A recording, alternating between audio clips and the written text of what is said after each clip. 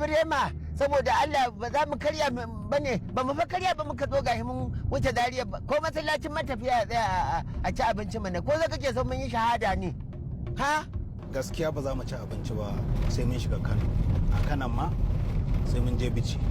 Zai da kai ma ba kana jin yin wannan, kai magana mana. Wato ni ina ta dawa'i bi ma'ana wato ina azumi. To yi kenan mu sai ku mu mutu tunda da a shahada muka fito. Ni ban gaji wannan jin yunwa ba wallahi. Kai.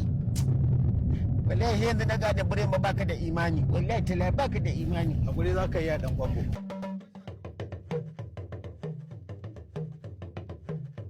Mala na gaji. Wannan mutum je so kuwa. Ha, we be waiting. Obinna, yanzu wannan mutumin tun da ya riga ya shiga yanayin nan. To da iri na da irin ka ganin sa yanzu ba karamin aiki bane gaskiya. Kuma ga samu yarinya on the edge. It's, I don't know that 16, 14 yarinya mai cewa yaro nashi ya girmi wannan yarinya fa da yawo. Kwarai kuwa Obinna. Yassa ta girmi wannan. To amma duk ba wannan ba. Shi ko da dai ma menene ai an riga an daura aure ta tare ta zama matarsa ko? Duk wani zance yanzu ya zama labari. Ita kuma harkar mace ba a shekaru ba ne, ya danganta da irin hankalinta da wayanta ko rashinsa. Kai, wala magaji da wulbari ga maka gaskiya. Kada ka zama irin alhaji, idan Allah ya baka dama za ka kara, kaji kana shawa kara mata, ha? Kada ka yi irin wannan. Ka samu matan titi wanda ana ba mu biyu ana ka doka kawai ka yi ya tafi ka tafi, ba ruwanka ka huta wala.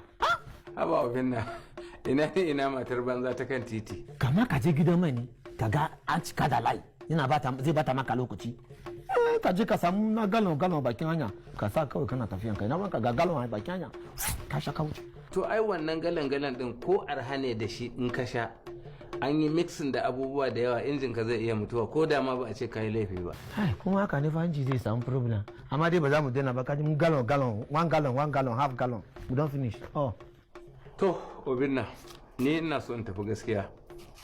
Saboda kafin ka zo dama mun yi lissafi da shi muna cikin lissafi tun da wannan amaryar ta fito gaba ɗaya sai ya ce min wai baya gane komai sai na rabu da shi sai ka ci gaba da jiransa sai ka zo sai na zo gida gona ko ka zo ofis. Na gode.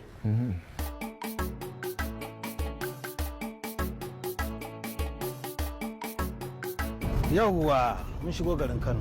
Yanzu Kano ce ta canza haka? Kai lalle na daɗe ban zo Kano ba. Amma da alamun cewa babu gurin cin abinci mai kyau a nan. Ina gani kamar mu bari sai mun shiga Kazaure kafin mu shiga dajin sai mu ci abinci sai mu shiga dajin. To tun da ɗauko ni akan ba haƙura ba ma zan yi. Ya kwanan mu ya ƙare shi kenan. Ba mu samu gwal ɗin ba kuma mu mutu a hanya. Saboda Allah ga zafi ga yunwa.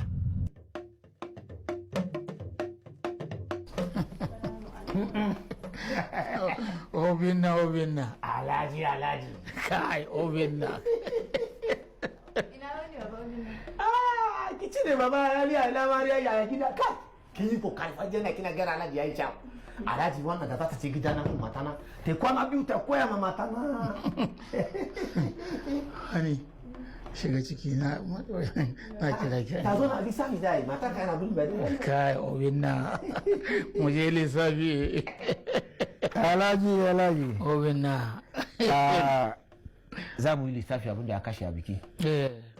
Ta bangare na zai start my people. Na ce maka da baka gane mutane su cika muri baka kama su ga kata wuri.